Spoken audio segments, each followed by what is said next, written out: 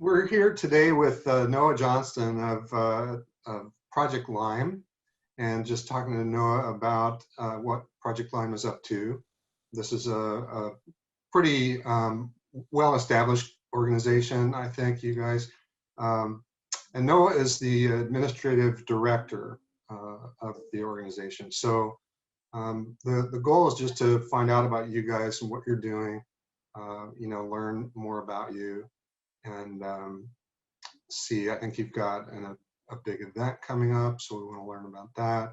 And then you've got your kind of different programs, right? You guys are doing a lot of different stuff. So we're just going to talk about that for a few minutes and learn more about Project Lyme.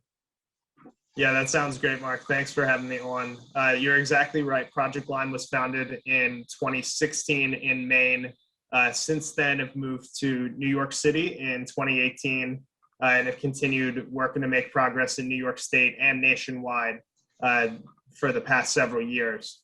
As quote unquote an established organization, we have raised over $4 million since formulation to put into a variety of different programs, including research-based. We have a partnership with Bay Area Lyme out in San Francisco, and we also put a lot of work into education awareness. We actually just recently came out with a new website in March of this year, really focused around Lyme patients' journey back to health, focusing on the education that's needed as soon as you get a bite, all the way through potential treatment options and ways that you can get involved with members of the community. Because it's really important to note that with Lyme disease, while some people can be treated early and have no symptoms and be fully healed, around 10 to 20% of the patient population has chronic symptoms. So that's really who we support in terms of patient education, patient engagement, is that portion of the population that just continues to fight these symptoms. Yeah. So there's really a lot of stuff going on, and I'm happy to talk about each individual program a little bit more in depth. Right. Before we get into that, how'd you get interested in Project Lyme? I mean, if I can ask, is that something that you've experienced yourself or no? Yeah, that's a great question. And personally, I have never been diagnosed with Lyme disease. I'm definitely one of the unique people working within this space who hasn't really been directly impacted by it. However, my dad was diagnosed when I was younger. He dealt with symptoms for a couple months, which is not uncommon, but since then he has recovered. So I had a very basic understanding of Lyme disease, more of an in-depth understanding of nonprofits when I joined the organization. But since joining in April of 2020, I've kind of had the crash course on all the ins and outs and things like that within the Lyme community, including misconceptions and ways that we're working as an organization to really make progress for the patient community. Right.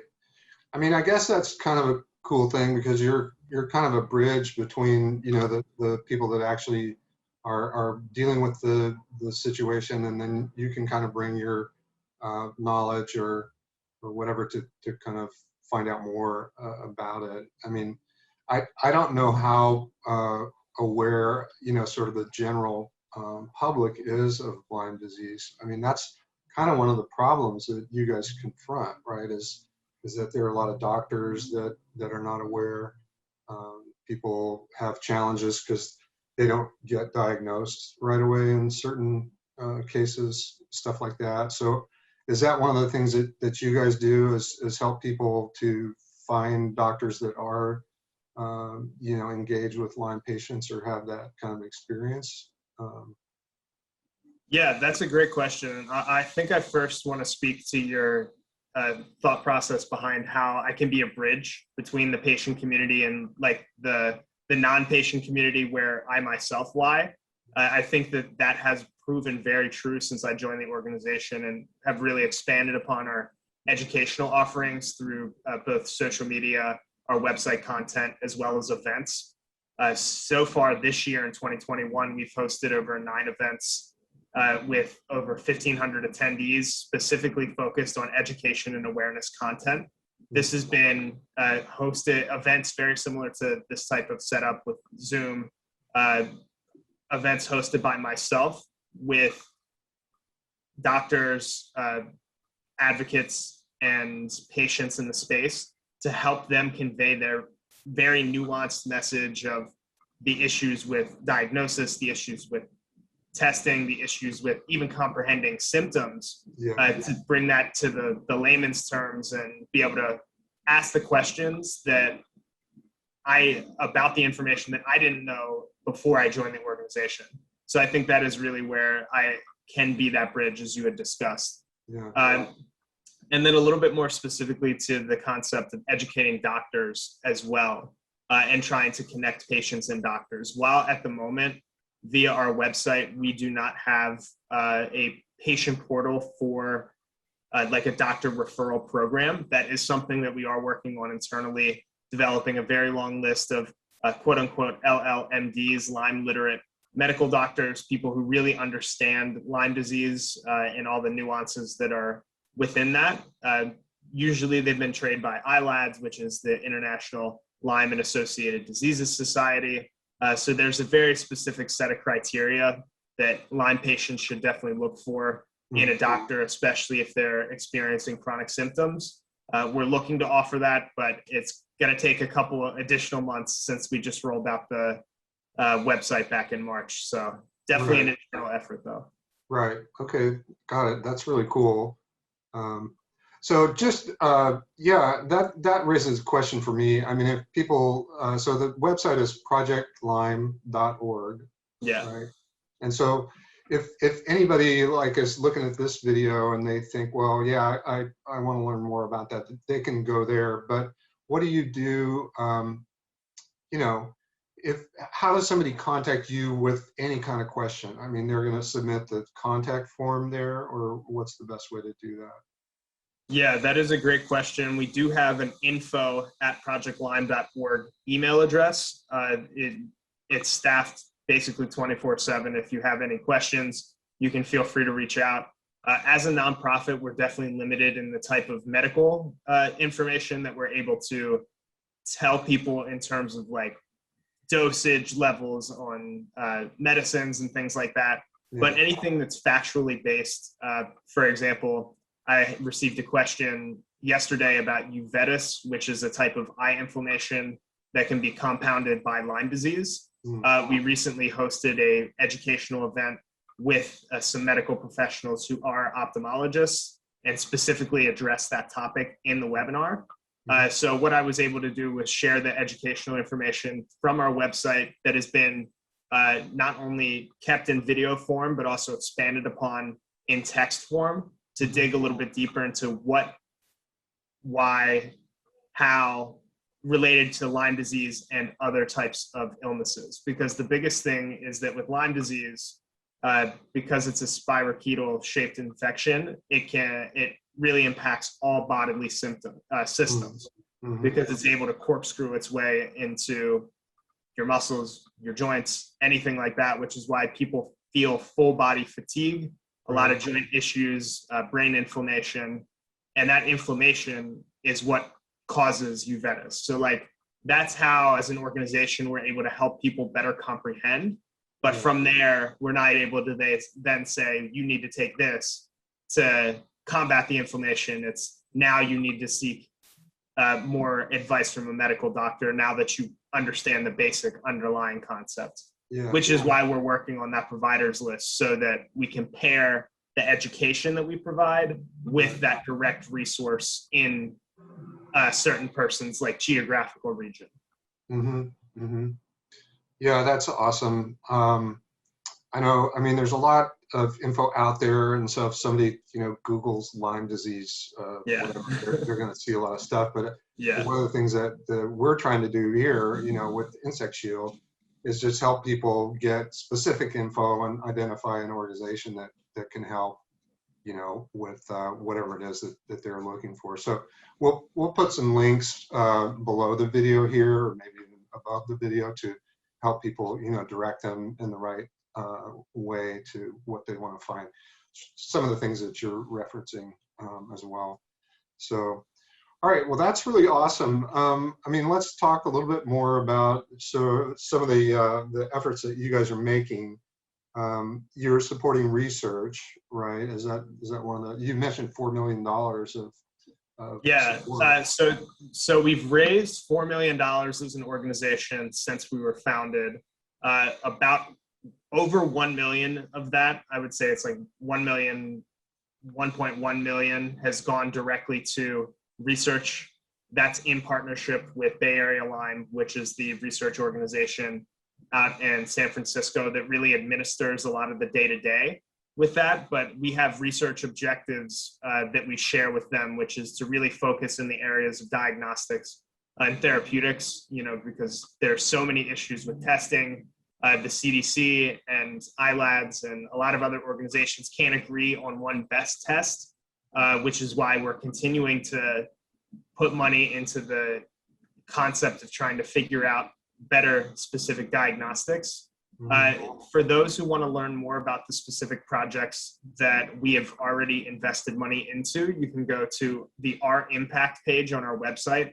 There's a really long list of 10 different studies that we specifically have funded since 2018 when we established that research partnership. At the moment, none of them have come to publication. Usually it's a 2 to 3 year time span.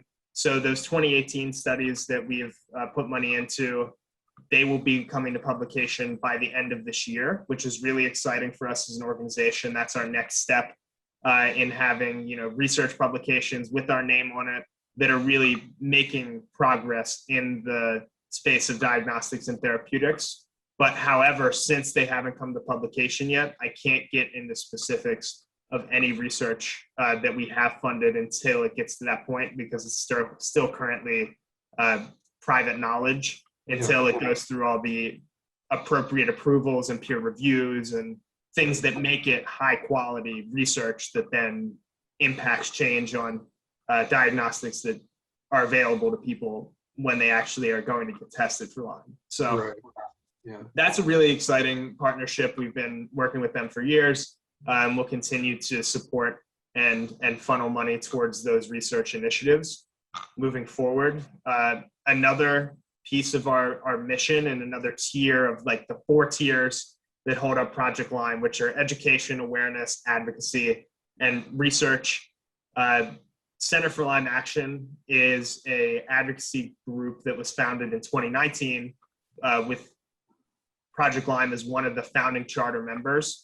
We've continued to contribute money to them. They are a 501c4, which means they are legally allowed to advocate, 100% focused on advocacy and lobbying in Washington, D.C. So we as a 501c3 are not allowed to do that, but we can give them money and support them with volunteers and a lot of things like that. They literally just had an event yesterday with 4 different congressional representatives, some representatives from HHS and the NIH, to discuss the increased funding that has come to Lyme disease research in the past year or so. Previously, the per patient funding was like $63 per patient versus similar vector-borne diseases that I know Insect Shield actually protects against, like malaria and West Nile, things like that, that are wearing Insect Shield clothing will help to keep you from being bitten or things like that. But those closer to $1,000 per patient spending versus $63 is just a really huge funding inequity. So since last year, there's been a $10 million increase in funding to now bump it up to about $170 per patient. However, that's still a huge disparity between $1,000. So that's the main purpose of Center for Lyme Action, is to push for that legislative progress on a federal level to grow the funding. And then the last one that is really an initiative I know is very close to the hearts of our board of directors is Generation Lyme, which is a community built to empower young people facing Lyme disease. It's been an initiative of Project Lyme for several years now, and it's founded by several members of our community.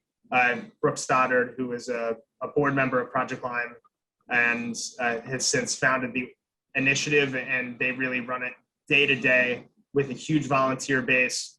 They host meetups basically 4 to 5 times a week via Zoom that average like 10 to 20 chronic Lyme patients that are attending on a daily basis, really as a support. As a support feature, it's talking with other Lyme patients to say, how did you get through this treatment? Or here's what happened with my experience, that really supportive culture. Since that has expanded a little bit into also accommodating to caregivers or partners of people who may have been impacted by chronic Lyme disease. For example, like there's a quote unquote partners meetup where it was couples that one or both of the people had Lyme disease, and they discussed how it really impacted their relationship and how they got through it, and all of those things that is really hard to offer to a community that is bedridden, is fatigued, can't necessarily go out to a bar to meet people or find a community. This is a way that a community can be brought to them, which is really exciting, and why Project Lyme supports the initiative so heavily. Yeah, that's great. So people can find out more about that on your site as well. I'm assuming, like how do they get involved with that? I mean, would they just show up at a meeting, at a meetup, or how are they introduced to that community?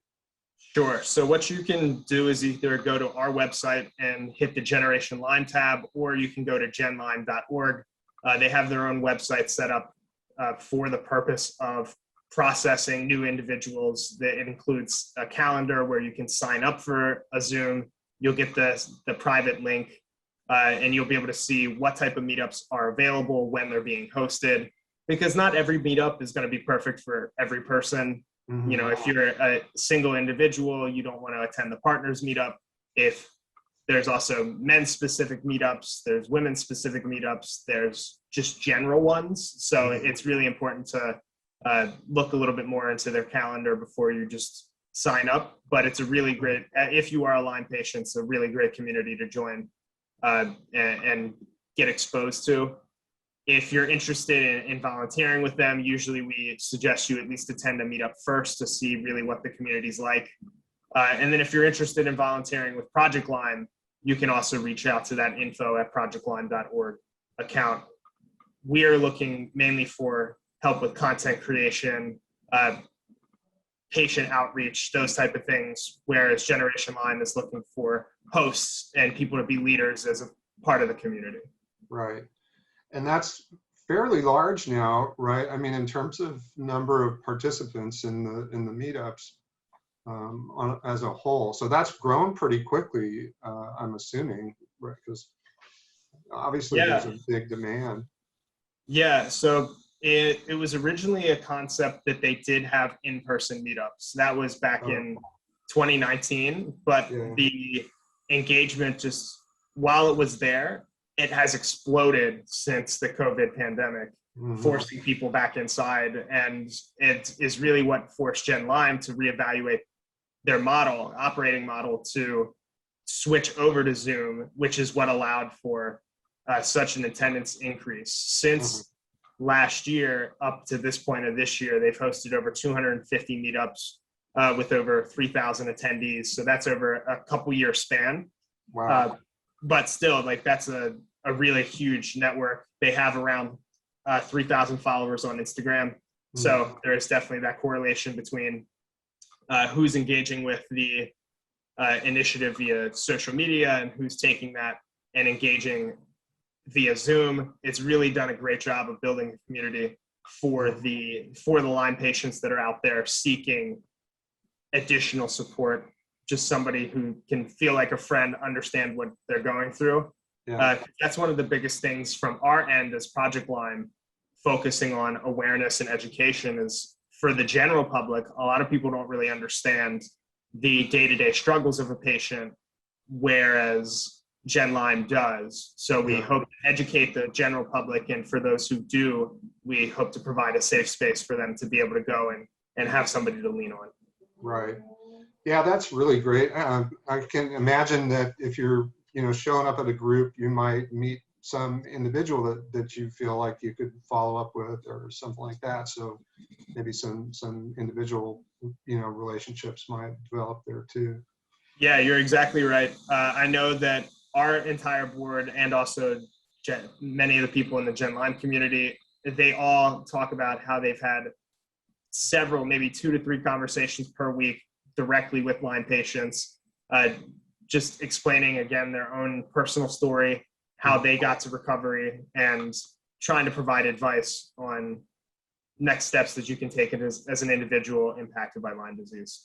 Yeah, I mean, just in this, the limited reading, I started at Insect Shield back in March of 2020. So I've kind of, like, similar to you, I've been on a crash course of, insect-borne disease and Lyme. Really, honestly, I mean, it's one of the ones where I wasn't that aware of it, but now I just see, like, one of the things about it is it can affect so many different, aspects of your health, and that's a big deal.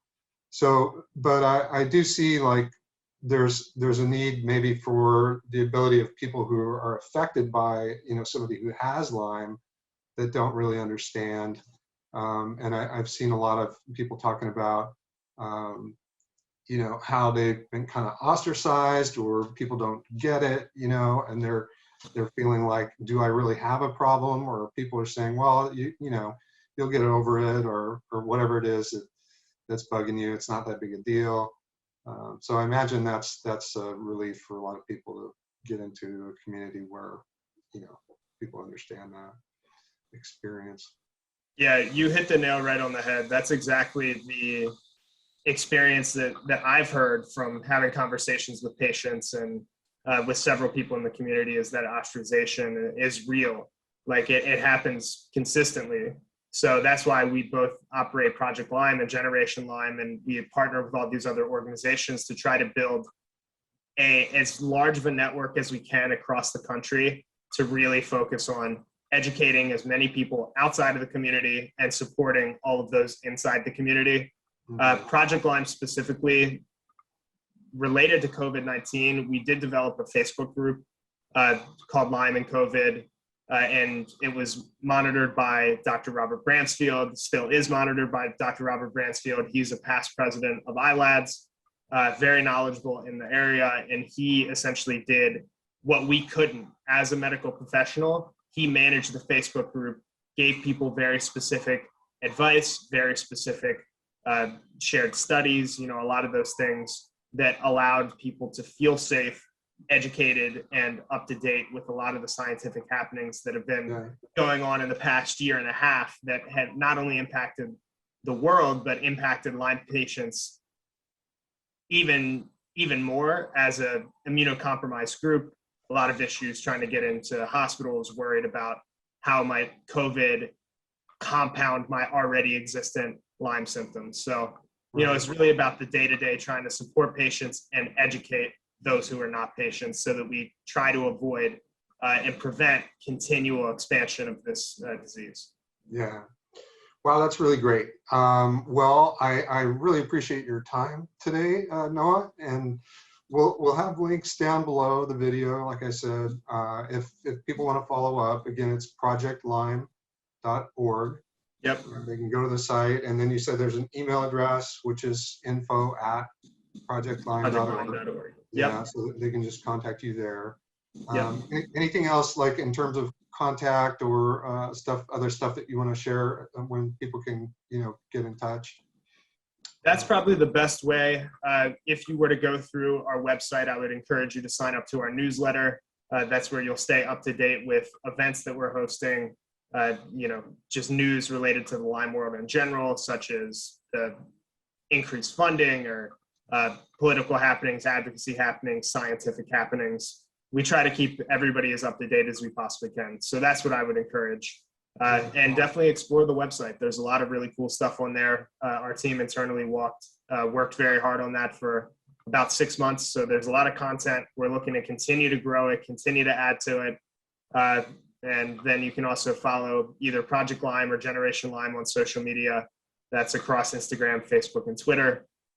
you'll see immediately the community that exists there.